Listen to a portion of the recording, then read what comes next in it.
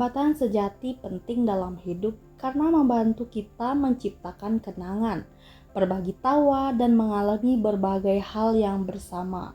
Namun, terkadang beberapa orang mungkin bukan teman sejati dan bisa menimbulkan masalah dalam lingkaran pertemanan kita. Kami menyebut mereka teman yang buruk atau toxic friend. Teman yang tidak memprioritaskan kesejahteraan kita, teman yang menguras emosi dan merusak kesehatan emosi kita.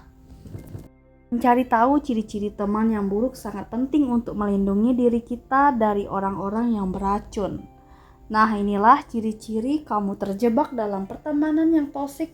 Waspada, bisa merusak kesehatan mental kamu ya sobat. Simak videonya.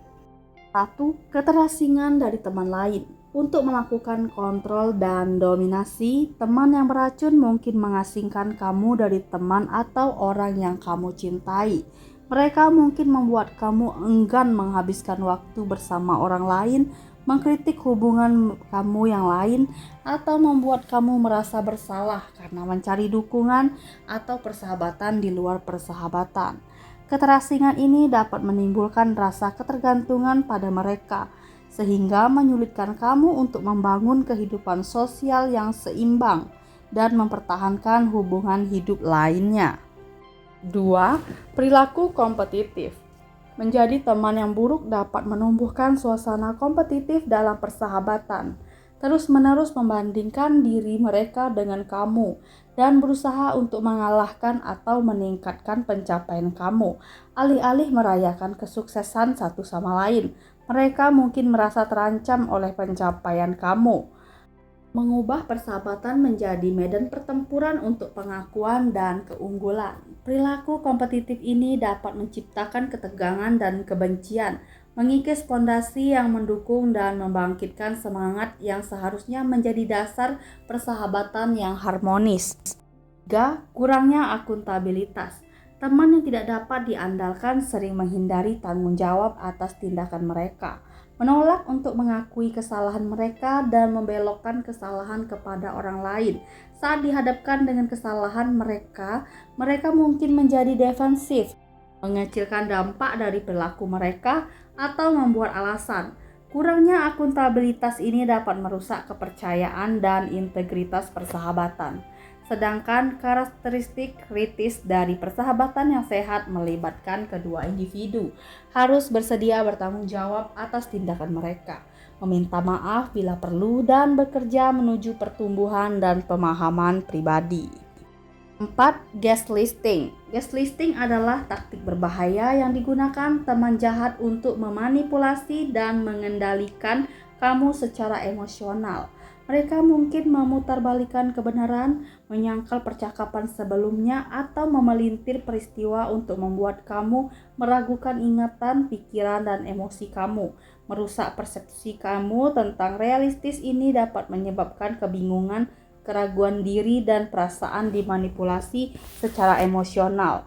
Dalam persahabatan yang erat, komunikasi yang terbuka dan jujur harus diutamakan, dan perasaan serta pengalaman kamu harus dihormati, bukan dimanipulasi.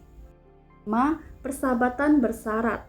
Dalam persahabatan yang beracun, ikatan tersebut mungkin didasarkan pada kondisi dan kepentingan pribadi daripada perhatian dan dukungan yang tulus. Sifat buruk teman-teman ini mungkin hanya muncul saat mereka membutuhkan sesuatu dari kamu, seperti bantuan, nasihat, atau bantuan lainnya. Namun, ketika kamu membutuhkan bantuan atau menginginkan persahabatan mereka mungkin tidak hadir atau tidak tertarik. Pendekatan persahabatan yang bersyarat ini dapat membuat kamu merasa dimanfaatkan dan tidak dihargai, seolah-olah nilai kamu ditentukan semata-mata oleh apa yang dapat kamu tawarkan kepada mereka daripada dihargai apa adanya. 6. Tidak dapat diandalkan atau tidak mendukung. Tanda vital dari teman yang negatif adalah ketidakpercayaan dan kurangnya dukungan mereka selama masa-masa sulit. Saat membutuhkan mereka mungkin tidak ada, menolak, atau tidak mau menawarkan bantuan atau mendengarkan. Kurangnya dukungan ini dapat membuat kamu merasa terisolasi dan tidak didukung. mempertanyakan keaslian persahabatan kamu. Dalam persahabatan yang solid, saling mendukung dan dapat diandalkan sangat penting, memberikan rasa aman dan nyaman selama masa baik dan sulit. 7. Keegoisan.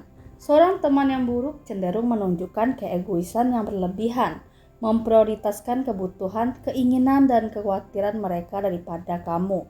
Mereka memonopoli percakapan, terus-menerus mengalihkan fokus ke diri mereka sendiri, dan jarang menunjukkan minat yang tulus pada hidup atau kesejahteraan kamu.